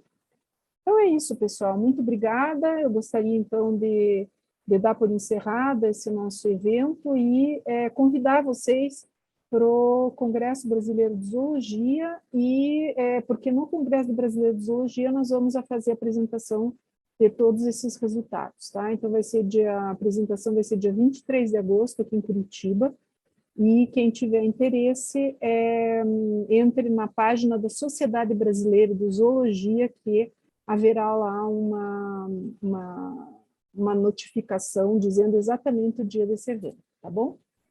Então, tchau, pessoal, muito obrigada. Tchau, tchau. Obrigada, Lu. Gostaria novamente de agradecer a Desirê por todo o auxílio.